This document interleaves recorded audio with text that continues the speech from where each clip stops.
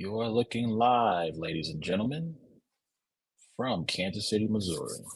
Good morning, good afternoon, good evening, no matter where you may find yourself as you listen to this and you tune into the only sports podcast with brains and bars. You tune into another episode of It's a Black and White Thing featuring A1 and A Ward.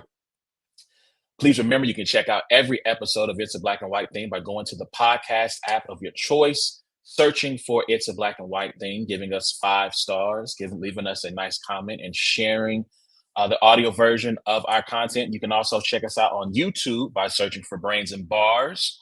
That is Instagram, that's TikTok, that is Twitter, that is Facebook. Follow us there as well. Dang, I think I might have confused the YouTube with the content. Forgive me, guys. Forgive me. It's been a long day already. But that's the social media, Brains and Bars on YouTube. Hit the notification bell, hit the like button, share the broadcast, tell a friend and tell a friend it's those boys again.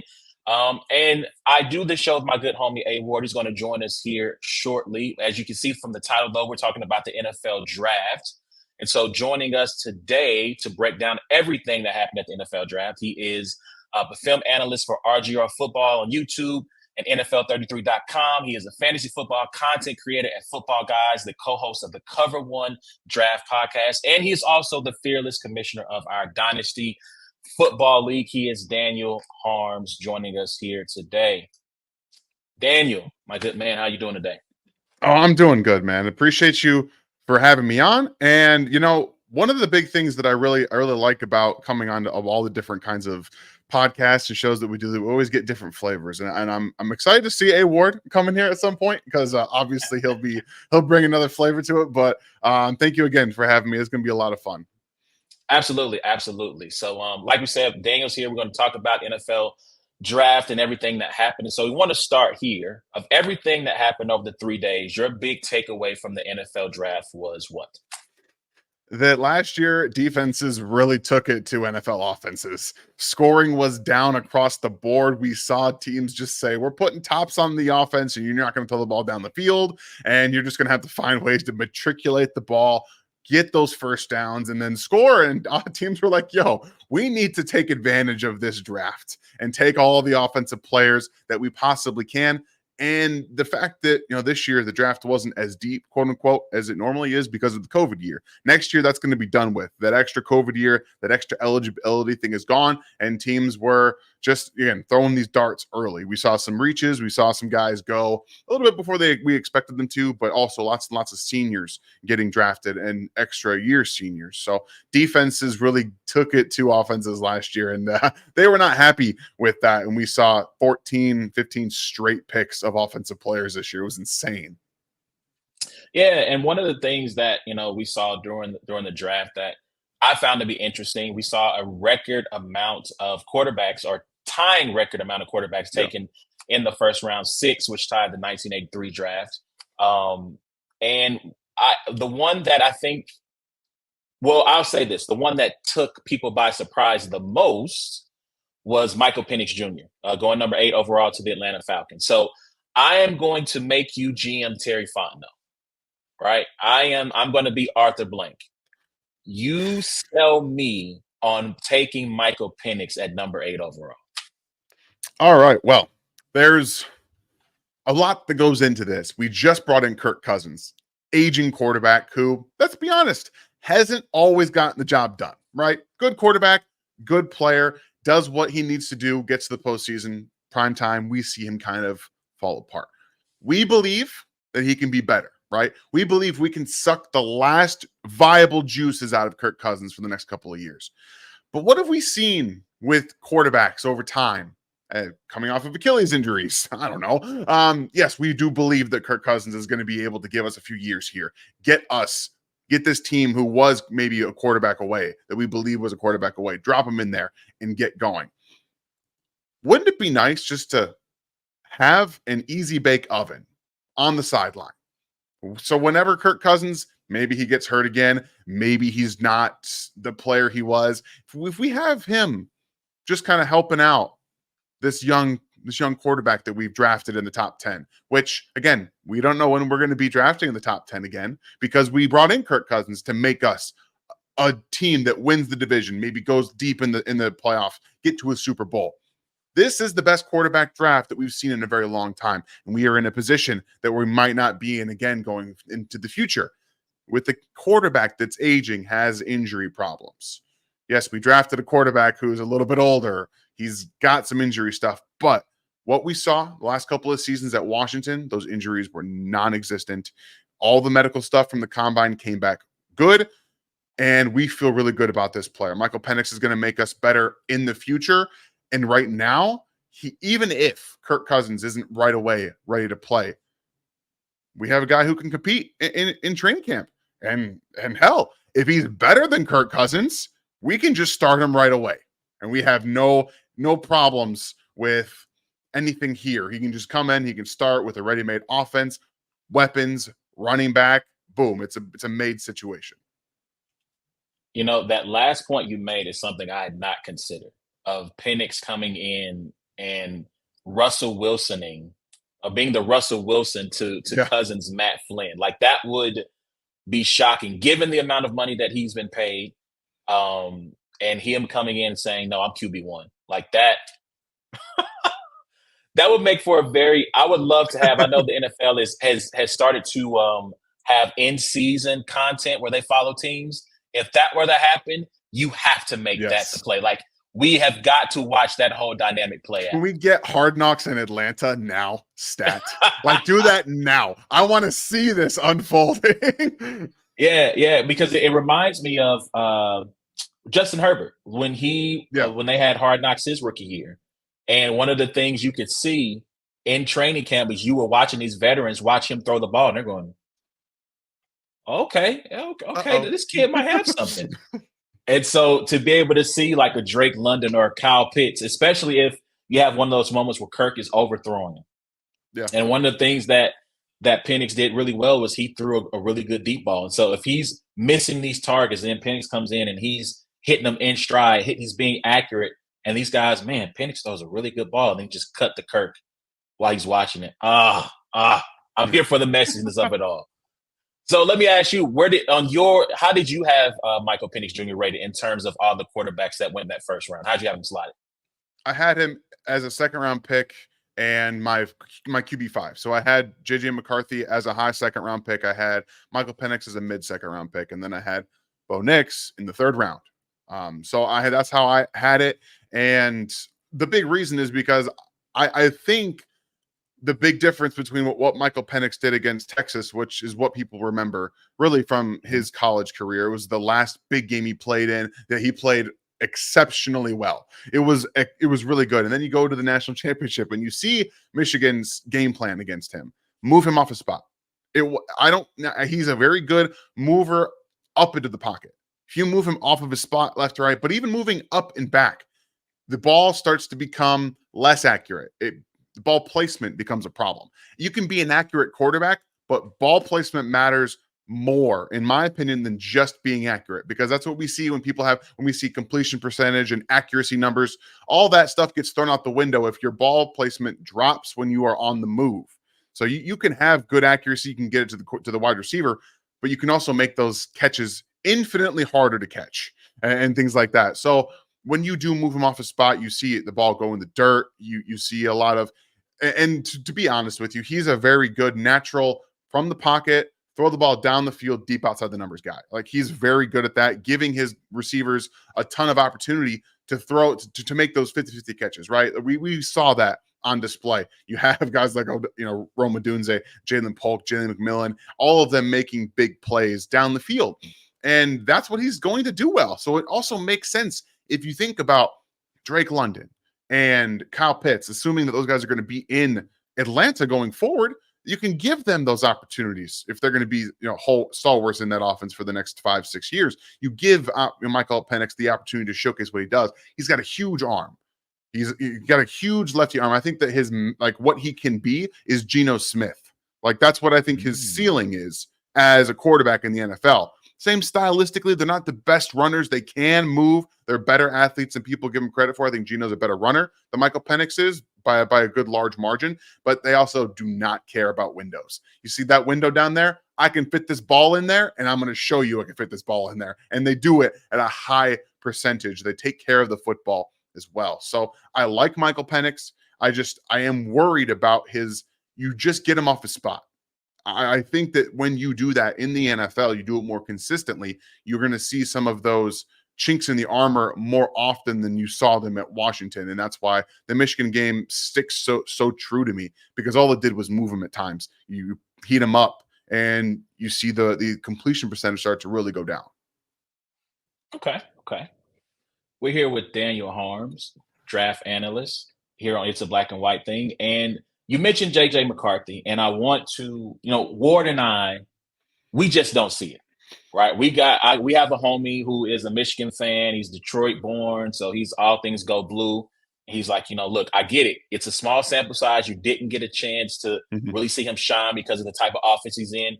And while he is optimistic, he even was like, well, I don't know. So help me understand what you see in JJ McCarthy that skeptics like myself and Ward are missing. It's a lot of the same reasons that Drake May was drafted at number 3, because it's a lot of upside. He's young, and he's been, again, in an offense that has not allowed him to showcase his talents and really get into a rhythm. And that has also brought him back a little bit. Like, he needs a little bit of structure. He needs to have a little bit of a run game. He needs to be brought along in the NFL. He's not a drop and play quarterback. He's just not. You can't put him in an offense and say, hey, go run this. It's not going to work that way. But the arm talent is there. I think people really questioned, his arm strength, but he came into the combine and showed everyone, well, Joe Milton's got a really strong arm. My arm is right there. Like, we're really close. His problem is touch on the football, right? Like, he does not ever put touch on the football. You have to do that in the NFL. You have to layer throws, right? You have to be able to layer throws in between cover 2, cover 3 to be able to get inside to that intermediate parts of the field. You have to be able to do that. So one of the areas that he's going to have to really grow as a quarterback is to take some of his velocity off the football. But we see the athletic upside. He can manage the pocket well. He gets out into space well. He keeps his eyes downfield. That is something that you don't inherently get in a lot of quarterbacks. When pressure comes, their eyes drop down too, and they're trying to find where is the pressure coming from. He's very good at feeling and moving, but keeping his eyes downfield to make a play. That is very translatable. Those things. How are your legs? How is your athleticism as a runner? How is it contributing to you as a passer? If you can just be a really good runner, but it does not attribute to you and lift your ceiling as a thrower, it's really not useful from a quarterback perspective. Yes, it makes you a dangerous person and a dangerous player, but we are seeing specifically with a guy like Justin Fields, who is a really dangerous rusher. He gets out of the pocket, he goes, but it doesn't elevate him as a quarterback. His eyes come down very quickly, and he's looking to run. JJ McCarthy can do that. And he can translate that into the NFL. But also, I think he's excellent off of play action. I think he's a very accurate quarterback when kept clean. I think he's better from the pocket than people give him credit for. But it's hard to extrapolate what he did over at Michigan into the NFL, specifically because you need some sustained success, right? You need to show that, or against these big teams where Penn State's defense, in the second half, you run the ball, you never throw the football. Like, it's tough. It's a hard pill to swallow when your team is like, when you're watching this guy, I'm just like, he's never had to throw the ball. Like, he never does. And then he gets into big games like TCU 2 years ago, where he made some really poor interceptions, he made some really poor throws, but he also was the only reason they were even in that game. They shouldn't have been anywhere near that game. But because of his, again, kind of never say die mentality, I think that he's a much better option at quarterback than people gave him credit for because of the offense he ran. And I think that in an offense where he's allowed to throw the football a lot more and, again, he's in Minnesota. He's got Justin Jefferson down there somewhere. He's now got Jordan Addison down there somewhere. He's got TJ Hawkins, and he's got some playmakers to help him. And one of the best play callers in the NFL, and Kevin O'Connell, as his head coach and play caller. We saw what he did with Josh Dobbs off of like 2 days.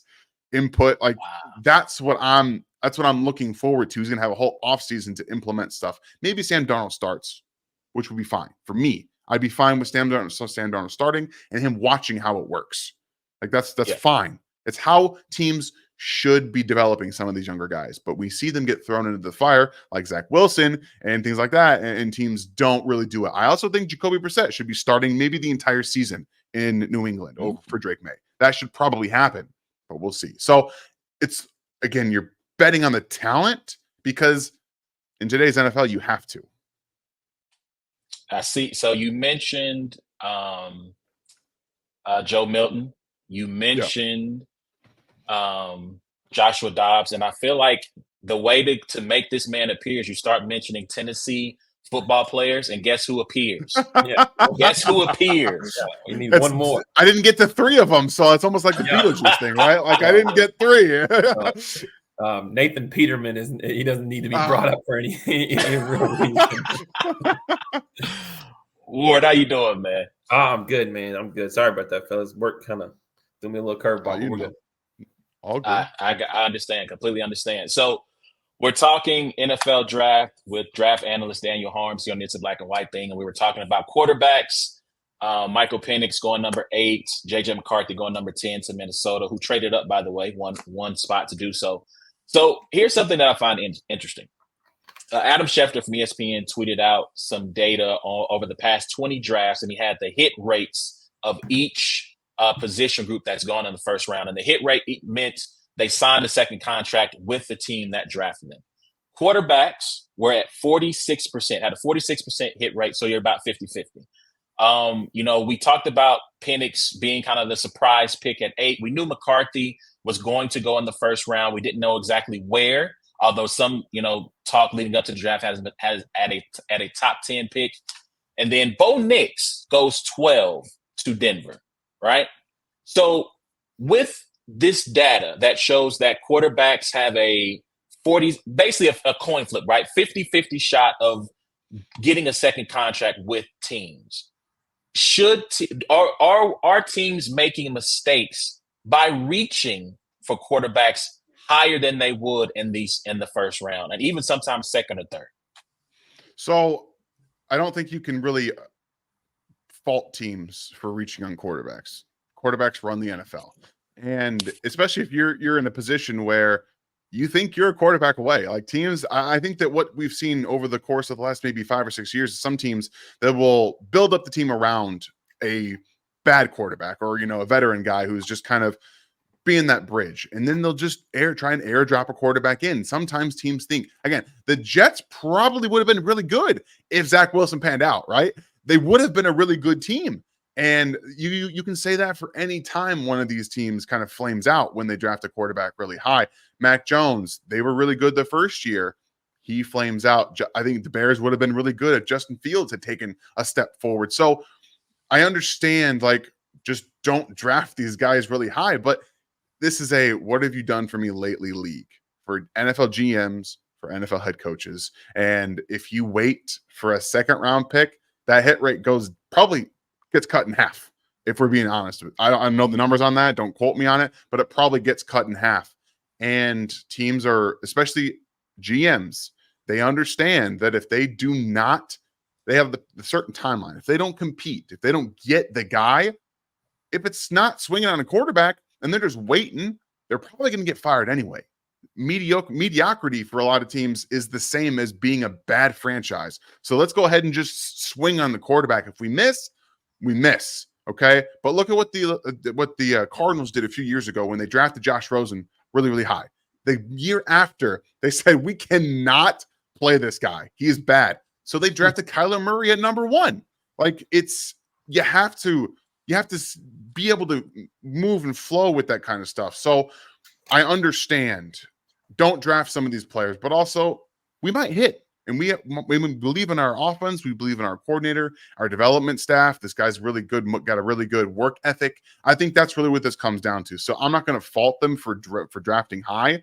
I'm going to fault the Broncos for drafting Knicks at 12, though, because again, I had a 3rd round grade on him and they drafted him at 12. So that one's on you, Sean. And when they figure that out, you'll find that out yourself. Yeah, I have my reservations about Sean Payton. At this stage, I mean, I get it, right? I have taken to calling him kind of like the Doc Rivers of coaches, of NFL coaches, right? He gets the one title. Granted, it's coming off the heels of Hurricane Katrina, and he's kind of like coasted off of that. But there, to me, you get Drew Brees, which good for you, right? Great. Yeah. Although he probably would have gone to Miami if Miami would have chosen him over Dante Culpepper. But you get him, and you're able to have the success. But outside of that, and I don't know if this is fair to him, right? Because I feel like you can almost make the same argument of Belichick and Brady to a degree. Outside of that, nothing has really worked. You get with Russell Wilson, who I am the number one Russell Wilson hater. Here's one thing you need to know about me. I'm a Niners fan, so I will always hate on Russell Wilson, the football player. But I feel like Russ got a raw deal. This is also the same guy that thought Taysom Hill could potentially be a quarterback in the league. I don't trust his eye for talent at quarterback outside of Drew Brees because I just feel like it hasn't worked. It didn't work with Jameis, right? So I don't know. Ward, what do you think? You think these guys should be reaching for these quarterbacks?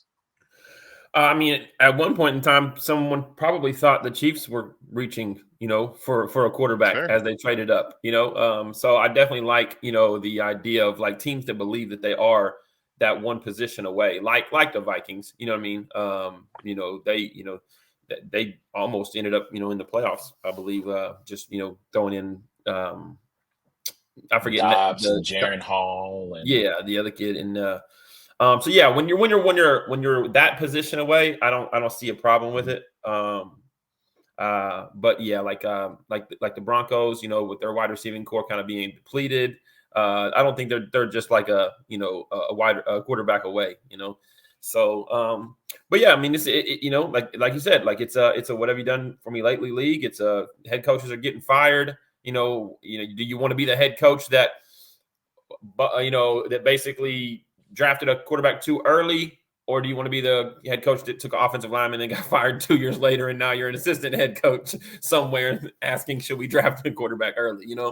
So it's kind of a tough thing. But I mean, I didn't think I thought that outside of Caleb Williams, I didn't think this quarterback, like, I didn't think it was a great quarterback like draft class personally. So I think that's why I was kind of more like 6 in the first round. Like, wow, this is, this is kind of wild. And it was just guys were just kind of shooting up. Like, at one point we didn't even think JJ McCarthy was a first round guy. And then one day an article pops up and it's like, yo, he might be taken at 4. And you're like, whoa, wait, what? And then, obviously nobody thought Penix was going, that early, and then Bo Nix jumping up. So I think it kind of just in the last few days, our minds were just like, oh, those 3 quarterbacks are going to go. And then, the other 3 will go whenever. But it was kind of wild. Yeah. And one final thing on the Broncos before we keep moving. I wonder what Sean Payton has against his wide receiver room. He got Jerry Jeudy out of here. Cortland Sutton is continually under trade speculation. And this is just a random thought off the top of my head. Like, I get it. Jerry Jeudy didn't work out. But Cortland Sutton, when healthy, I feel like you have to put that in quotations around him. When healthy, has been a good wide receiver. So I have some questions about the talent and draft mind of Sean Payton at this point. I don't want to say that the game is passing by because I feel like that's unfair. But we'll see. We'll see, man. Y'all let us know what y'all think about these quarterbacks. Are they being drafted too high? Hit us up on Twitter, Facebook, at Brains and Bars. We're here with Daniel Harms here on It's a Black and White Thing. So let's talk about the first round. First round, Daniel alluded to, you had a record set for offensive players taking in the first round, 23 of them, including the 6 quarterbacks. Daniel, in your opinion, is this the start of a new trend favoring offense in the first round, or is this just a one-off? Yeah, I kind of talked about this a little earlier. I think that this was often the teams were like, look, one, this is a really good offensive draft. We don't necessarily have a lot of these defensive players ranked really, really high. I think I had maybe 5 or 6 defensive players with first round grades overall. Like, I had 21 first round grades, and most of them were offensive players. So they took advantage of the fact that this is a really good offensive draft, and it's going to go down as one of the best tackle classes ever. Offenses around the league are hurting for tackle play, for competent tackle play. That's going to naturally bump some of these guys up. But also, like I was talking about, defenses shut offenses down last year, and they wanted to inject talent in their offenses any which way they could do that. Offense, quarterbacks, wide receiver, tackles, any way that they could boost themselves up, they were going to do that. Honestly, that's why we saw Brock Bowers go to the Raiders. The Raiders believe that maybe not this year, but next year when they are in range to draft a quarterback, probably again, they're going to be able to do that and drop them into this situation. Like that's exactly what we're trying to get to here. Some of these offenses and some of these teams think that if they continue to build up the teams around them, then they can go and get one of those quarterbacks, whether it's trading up for or just, I'm going to say this in quotations for those of you that are listening and not watching, tanking, because teams don't tank in the NFL, but they do. So there's always that to it. I just think that the teams saw this draft and were like, this is one of the best offensive drafts that we're going to see in a long time. We're all going to pivot and we're going to take offensive players and see what happens. But it doesn't mean there were bad defensive players either. There was really good. Some of these teams got some really good value in the first round for the defensive selections. We saw that with the Colts getting Latu. Some of the cornerbacks that fell, not even just to the end of the first, but into the second round, were really good players as well. So I just think shows you how good this offensive draft class was.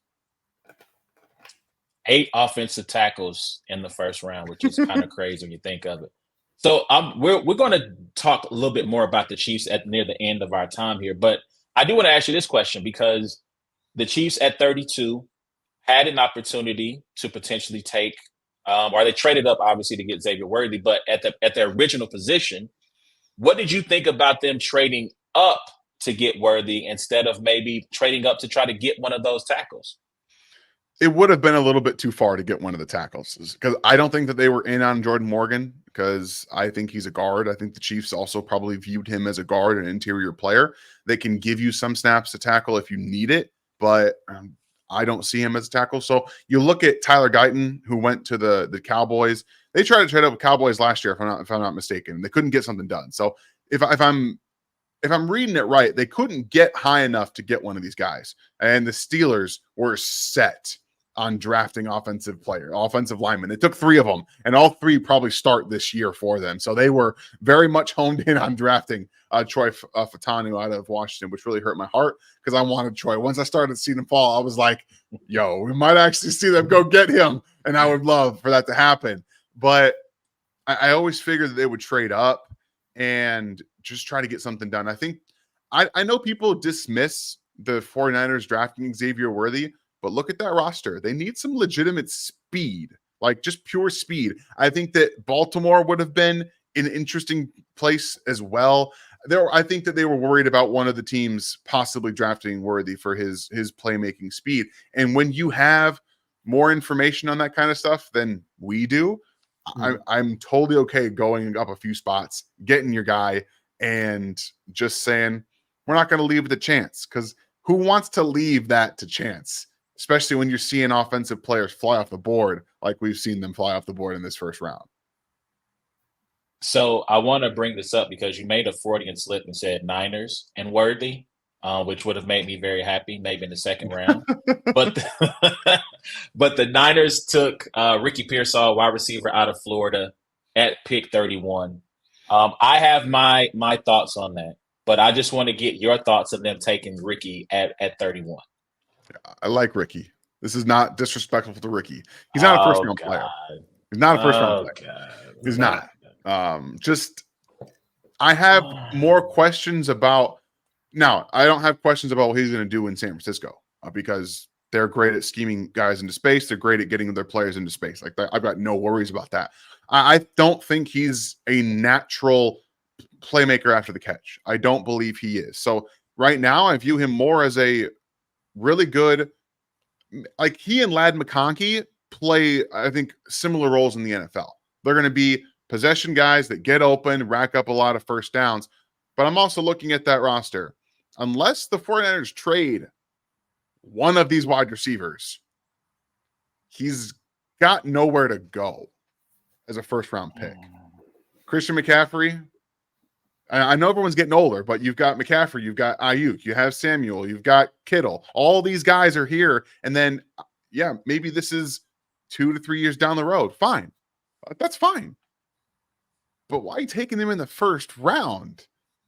And I really like it. I'm one of the first people that was talking about Ricky Pearsall as a guy who's going to steal the spotlight, like the next Puka Nacua. He's in the first round. We are light years past the next Puka Nacua at this point. Like, he was drafted in the 5th round. And I didn't have 5th round grade on Ricky. I had a 3rd round grade on Ricky. So day 2, fine. You want to draft him in the 2nd round? Go for it. I thought I was surprised. I also understand the fit, especially if they trade away a guy like, and this is going to make your head hurt. I'm apologizing. Don't you say like Brandon Ayuk, because that is the role that he fits in that offense. It's not Juwan Jennings' role, who is a better player than everybody wants to really think he is. The GOAT, let's be honest. Like, he can't fit that role. The role that he fits is Brandon Ayuk's. He also can't be Deebo Samuel. So everyone's like, what happens if they trade Deebo Samuel? They're not the same player. Like, he can't just go in and take Deebo's route, his routes, his everything that he does. It's not the same thing. So unless you stylistically change the offense and then have him as a different player than Deebo, or you still want that yak stuff, it doesn't fit in their current offensive mold, in my opinion.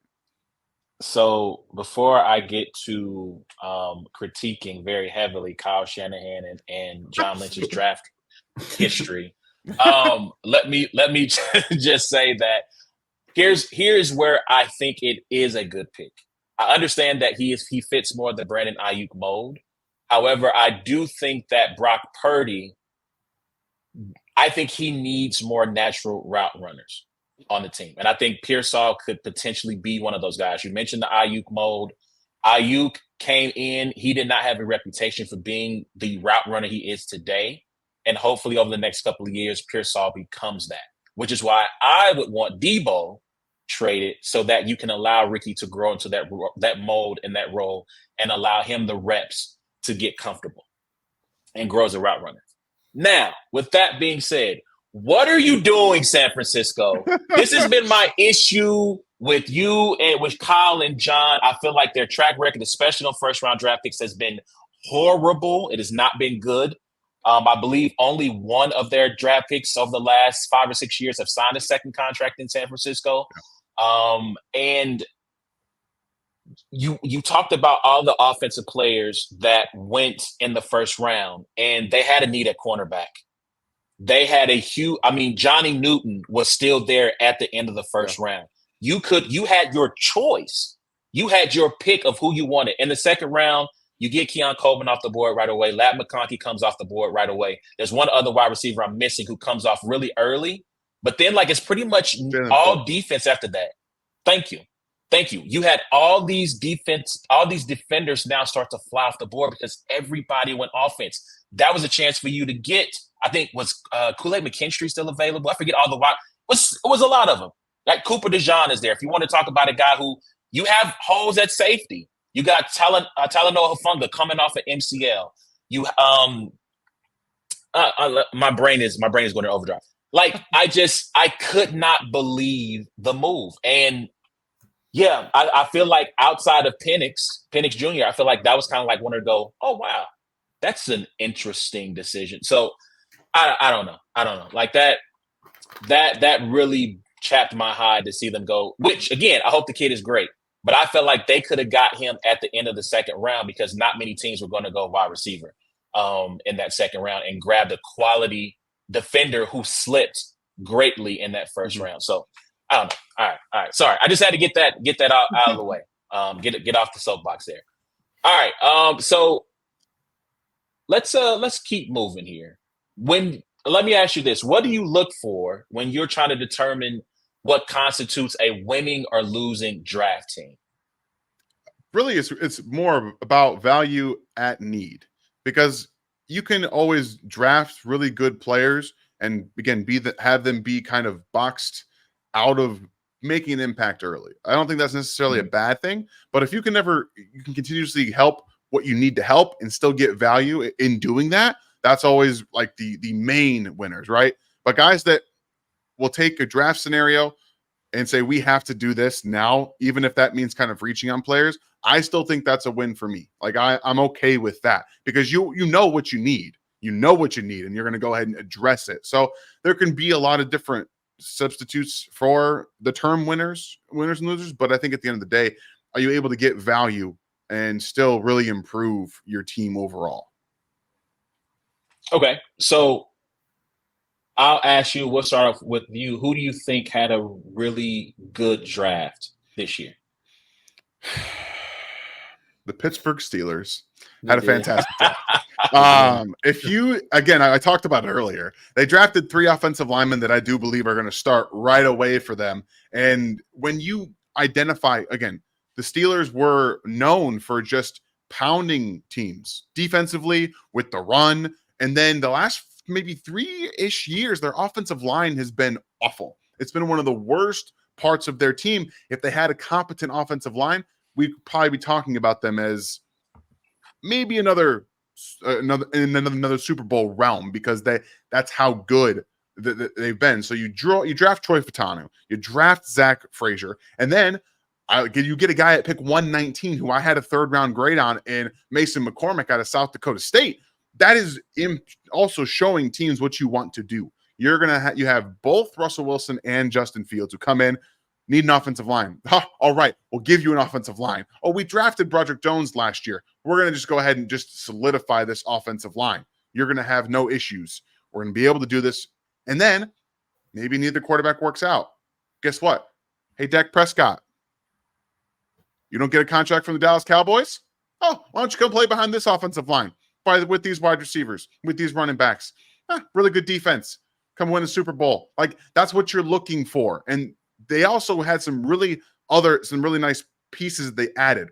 I like Roman Wilson. I have him as like a Tyler Lockett type player. Really good pairing with George Pickens. You have that vertical deep threat, and you can get Pickens on more over routes, more dig routes, like you see, getting him into space, things like that. Peyton Wilson, I know people, his injuries dropped them down the board. I think he's going to be like an outside linebacker for Pittsburgh. I don't think he's going to be an off-ball player. I love Peyton Wilson. I think you kind of transform him. You get the most out of him. He's a great blitzer. He's a great pass rusher. He's speed. He's athletic. Let him become one of these. Look what Pittsburgh's done with athletic linebackers. Alex Highsmith. Oh, we're going to make you an outside linebacker. Go rush the passer and get after it. I think he can be one of those type players and use him that way. And then, say what you want to about Logan Lee and Ryan Watts. They're depth pieces and special teams guys. Fine. But you look at the top, like they had a clear-cut answer for their draft. It makes a ton of sense with their roster. So they're one of the most impressive teams, and everyone's been talking about it. So real quick, I want to bring you in on this for a quick second. I want to reference a tweet that you put up yesterday. And because Daniel mentioned Dak Prescott, right? He hasn't signed a long-term deal with Dallas. So Daniel, obviously you probably get a chance to do a lot of social media work yesterday. But Ward put up a tweet that said, in the fourth quarter, I want to make sure I get this right. In the fourth quarter, which quarterback do you fear more? Dak Prescott or Josh Allen? So Ward, before I have you answer that, Daniel, I want to ask you, what was the impetus that led you to put that poll up? Well, I just saw a tweet from my guy Tuck, and he covers the Cowboys heavily. He's obviously a big Cowboys fan or whatever. And there were rumors that the Cowboys were looking at trade possibilities with Najee Harris. And so he's retweeting, and he basically says, like, what is wrong with like the Cowboys? We don't need 57 quarterbacks. He said we have an MVP. We don't need 57 running backs. We have an MVP quarterback, a number 1 wide receiver. We're going to air it out. You know what I mean? Like, and I just responded and said, you have an MVP quarterback? Like, you know what I mean? Like, a little bit of slight troll, but, and he, so we have this discussion, and statistically speaking, he's an MVP, and I'm just like, I start thinking to myself, I'm like, I don't think Dak Prescott puts the fear in like defenses like certain quarterbacks do. Like, I think Dak Prescott is like a probably top 8 quarterback in the NFL. But I'm like, I don't get that feel from him. So we kind of had a dialogue back and forth. So I put the tweet up, and I'm just like, fourth quarter, 2 minutes to go. Who are you taking, Dak Prescott or Josh Allen? Like, for me, I'd clearly take Josh Allen even with the interceptions. I just feel like Josh Allen is a better overall quarterback than Dak Prescott. So that's kind of where it started, going back and forth with some Cowboys fans. So Daniel, I'll let you answer that question. Who you take, Dak or Josh? 2 minutes to go. You take you take Josh Allen because of the ways he can win you the game. It's Mhm. not, and I think that Dak's an incredible quarterback mind. He can run any offense you want him to, and he can do it at a very high level. But the fact that Josh Allen can win you the football game with his arm, with his legs, and with his grit, that is so underrated in my opinion for quarterback. Yes, he probably should take better care of himself, but he has no regard for what does to himself, what happens to his body if he can find a way to win the game. I have so much admiration for that. And yes, the turnovers are what they are. Sometimes he makes some really bad decisions. Like, okay, I'm gonna live with it. I don't really care because at the end of the day, you're trying to win the football game. You're not trying not to win it. You know, right? You're not trying not to lose it. And sometimes that's what gets in Dak's in my mind, it gets in his way a little bit. He'll take some hole shots down the seam to tight ends and some really ridiculous coverage. Not one time is that cornerback turned around. It's usually single man coverage, and he's running on the hip pocket of that tight end. That's what close coverage is for him. I do think sometimes that Dak gets in his own head and tries not to lose a game instead of go win the football game. So that's why I would take Josh Allen. All right, cool. I would take Josh for the record too. We saw what he's done in the playoffs with the game on the line in particular. Granted, it was in a losing effort, but the game against the Chiefs where he and Mahomes are throwing haymakers back and forth, and they're just going up and down the field. So respectfully, so bad for Josh Allen. I feel so bad for him. That dude has played some fantastic football in the playoffs, and Mahomes just says no, no. Man, so real quick, we got a couple of minutes left here with Daniel. I want to ask you about the pick that was made by one of the Chiefs' division rivals that even you had to go, dang, all right, that was a good one. There's so many. Just because I think that what the Chargers have done is not just understandable because Jim Harbaugh is Jim Harbaugh. We kind of understood, even if Marvin Harrison Jr. was on the board, I don't know that he was going to select a wide receiver. I don't know it. He's such a weird dude. He's such a weird dude.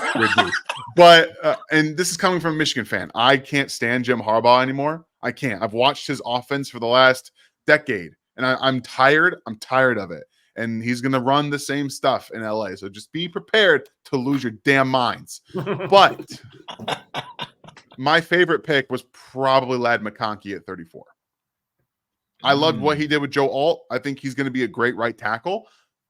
But you had to give Justin Herbert something. You had to give him your Keenan Allen replacement. Because if they don't have Keenan Allen the last few years, that team's not doing even remotely anything close to what Justin Herbert's done with all of his given natural talent. All of it. He is so talented. He's got great feel for getting on the move and still being able to deliver the football at any angle and down the field with a great, not just ball placement, accuracy, velocity, all those things. But give him somebody because Quentin Johnston time will tell. Okay. Time will tell. But right now, that is not a good first round pick. All right. Nope. So Jim didn't draft him. Fine. But Ladd McConkey is going to come in right now and just win. He reads zone coverage great. He's able to beat man coverage. He's faster than people think because of the way he plays, but he can still take the top off of a defense. That's not how they should use him in my mind. You should still use him as a short to intermediate player and use that burst, that speed, acceleration after the catch, much like we've seen with some of those players in the short to intermediate as well. But just give him someone that can build a rapport with Justin Herbert and trust. You need trust factor more than anything. I think we've seen that with a guy like Patrick Mahomes. He wants trust. If I can trust you, I'm going to get through the football. Good things will happen. You have to earn some of that trust. Quentin Johnston doesn't have that, but I think Ladd McConkey is going to bring that 100% right from the get-go. So that's a really good pairing, and we know what they're going to do with Joe Alt. Obviously, they're going to run the ball, but when they don't and they throw it, Ladd McConkey is going to be a fantastic. He's not in true number one, but he's a great, ancillary piece to that offense. All right, Ward, I'm going to ask you. I got one final question for Daniel. We'll get out of here, but I'm going to ask you one of the Tennessee Volunteers. Your favorite pick or your favorite fit for one of the Vols that got drafted.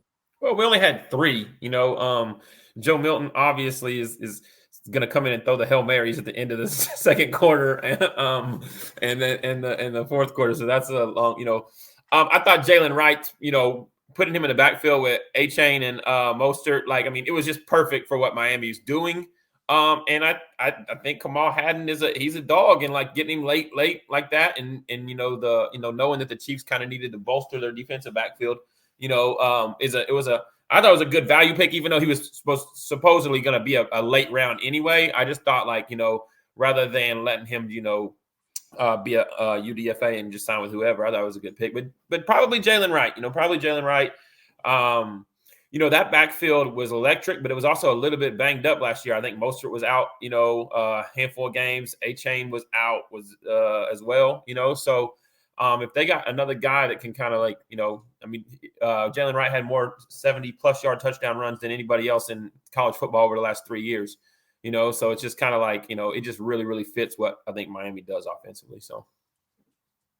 All right, so this is the last question, Daniel, because we are in Kansas City, hometown. I did want to answer the last question just for one reason. Because I think the best pick was Denver. They took a running back out of Notre Dame.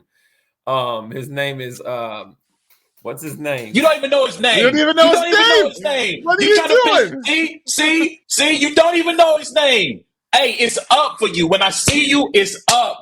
So I drafted him in the dynasty draft yesterday, right in front of A1. Right, he picked right after me, and I took Estime, and he texts me, and he's like, "When I see you, I'm gonna kick you." Oh my God! It's the one guy. First of all, you took Keon Coleman. And you said you were taking Michael Penix. You took Keon Coleman when he was sitting right there, and that's the. And then I'm like, I almost text you to say, Ward, don't do it. Don't do it. And then I saw you did it. And I'm like, bro, what? I was sitting at my desk furious that you took Audric Estime. His name is Audric Estime, sir. I do like him. I don't know. I do. So I'll say this about Audric. We ask his last question so we can get Daniel out of here. I have concerns about, whether he does a little pity patting sometimes instead of just hitting the hole. And in the NFL, you can't do that. You got to attack. You got to get north and south. But when he does get north and south, I get it. He ran a 4.7. But trust me, guys, I think he hit on a touchdown, an 80-yard touchdown against NC State. I think he hit 21 miles an hour. Trust me, guys, once he gets going, he's a load to bring down. He can run past you. He can run over you. That's all I have to say. Anyway, last question here for Daniel. So, here in Kansas City, oh God, Ward, when I see you, it's up. Here in Kansas City. Hey, man, I'm putting him on a trade block right now, man. I'm putting him on a trade block. Woosah. Here in Kansas City, you obviously being a Chiefs fan, covering the Chiefs as well. Just as we walk out the door here, let's assess what you think, how you think the Chiefs did with their draft this year. Given that they had, honestly, that they traded up, I think this was still a home run draft for them. They knew that they needed to improve their offense. And what do? They draft a bunch of offensive players and one defensive player. That we've seen them do this with the defense in the last couple of years, where they just throw bodies, at DB, at linebacker, and at defensive end. But right now, what they finally realized, it took them a couple of years after trading away Tyreek Hill, you have to surround Mahomes with actual playmakers and then stop trying to just be a stopgap at tackle. All right? Trade up to get the most explosive player who is much more than a speed guy in Xavier Worthy. He was my wide receiver 4 in this class. I loved what he offers from a physicality perspective because he's a smaller player, but you don't come into Texas as a freshman and dominate people without a dog mentality. You just don't do it. So he has that type of mentality to his game. And I was talking about them possibly having to, if they stayed at 32, take Kingsley Suamataia at 32. I've been talking about that for a month. And the fact that he fell, and they were trying to trade up even higher to get him because they knew that they might have to with how these tackles were going. And the fact that he was able to get there for them in the second round was a slam dunk of a pick. Was probably, great job in the pronunciation, by the way. Oh, thank you. It's been a work in progress. If you go back and actually watch my Kingsley video, I'm pronouncing it wrong the entire time. So we have come some distance from them. So I love that pick. And then, we have to wait for them all until the 4th round. And then they just go ahead and still draft players that I had day 2 grades on, with Jared Wiley, who, again, is learning the process. My concern about this is that I don't think tight end was a need right there. I wasn't a huge fan of drafting tight end there. I understand it. Personally, myself, I would have gone probably at wide receiver. Again, I would have smashed at wide receiver there, because you go to 2025, there's maybe 2-3 guys on the roster. I'm looking to keep the youth and the talent at the room going forward. So that's me. Jared Wiley is going to be a developmental guy who can still play in their 12 and 13 sets right now. So that's fine. It's good. And then they got the best pick of their draft in Jaden Hicks. Was my safety 2. I had a top 50 grade on him. A lot of people had a top 50 grade on him. They get him in the 4th round. And what they can do with him, if you guys want to find out the best way you can use him, you can watch my video breakdown of him on RGR Football. I posted that last week. So I have a full breakdown of him now. He's going to be a very useful player. I think he's going to be what Dan Sorensen was at his peak, but plus. Can come into the box, play as a dime backer or as a nickel, but a kind of like a maybe small nickel, but he can still fit the run. He's aggressive against the run, and he does not get cheaped. He does not get cheaped out. He will come downhill and he will lay people out when he clicks and he closes. He's a very good tight end coverage player as well. So you see that they get a couple of guys for the offensive line again. And we talked about the Tennessee cornerback, which, again, he was having a really good season before he got hurt. Like, he was having a fantastic season. And I think this is a great spot to grow him, because he also has that dog mentality where I'm going to fight. I'm going to get in your face, and I have the speed to be able to keep up with you downfield. So I think he fits what the Chiefs wanted at a cornerback spot. And the fact that, again, we're able to get him on an injury discount, sucks that he had the injury, but it was an injury discount. Otherwise, he may probably goes day 2. They did get a former Tennessee Volunteer on an injury discount in the 6th round, I believe, 3 years ago with Trey Smith. That's true. And look what happened there. Yeah. So, yeah, I mean, and honestly, the offensive lineman out of Penn State, whose name is currently escaping me, Hunter Norzad. So I got it pulled up on the screen. I'm not sure you can see it, but Norzad, who has multiple position flexibility. When he was, I believe, at Cornell, he played right tackle for them, and then he played all 3 interior positions at Penn State. I know he played center for them, but this guy's going to be what Nick Allegretti was to Kansas City. That's what he's going to come in and be immediately. So they drafted a guy who's going to be their 6th offensive lineman.